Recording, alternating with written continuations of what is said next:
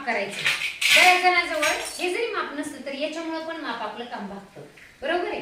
जर 1 किलो असेल आणि अर्धा किलो नसेल तर काय करायचं बरं? अर्धा किलो घेताना मग आपण सांगा. अर्धा किलोचे 2 माप. 1 किलो मोजायचं आणि त्याच्या बरोबर अर्धा करायचं म्हणजे अर्धा किलो होणार. बरोबर आहे. आता काय करूयात आपण 100 ग्रॅम मोजू बरं वाटाणे. चला बघा माप कुठं बघायला सांगितले मी सांगा. हा चला 100 ग्रॅमचंच माप पाहिजे. तू बघितलं नाही सिद्धी नुसती बसली का मग. हा चला टाका 100 किलो. बघा बघा बघा बघा माप बघा. टाकायचे का काढायचे हे पण बघा. बघा बघ तुझ्या हातात घे काही. छान ठेवा आता खाली 1 मिनिट बघूयात आपण. बघा अजून पण जास्तच आहे. थांबा थांबा. माप कुठं बघायचं? बघा झाले बरोबर. छान. हे किती झाले वाटाणे? किती ग्रॅम?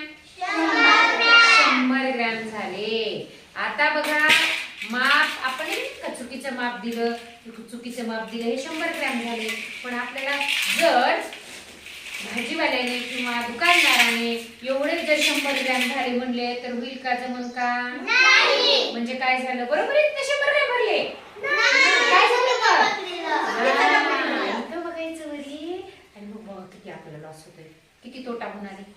म्हणजे अर्धे वाटाणे आपल्याला तोट्यामध्ये येणार आहेत. म्हणजे आपल्याला माप कळायला पाहिजे. बरोबर आहे. छान. म्हणजे लक्षात आलं तुम्हाला? 50 ग्रॅम 500 ग्रॅम सांगा. 1 किलो म्हणजे किती ग्रॅम? पटपट. 1000 ग्रॅम. अर्धा किलो म्हणजे 500 ग्रॅम. पाव किलो म्हणजे 200 ग्रॅम. हे 200 आणि हे 50. ओके नाही 250 ग्रॅम. आपण त्या 250 म्हणजे किती? 250 आणि त्यालाच पाव किलो म्हणायचं. बरोबर आहे. हे 500 आणि हे 250 मिळून किती झाले? मिळून किती ग्रॅम झाले? प्रांजल 750 ग्रॅम झाले. आणि यालाच आपण काय म्हणतो किलो मध्ये? पाऊण किलो.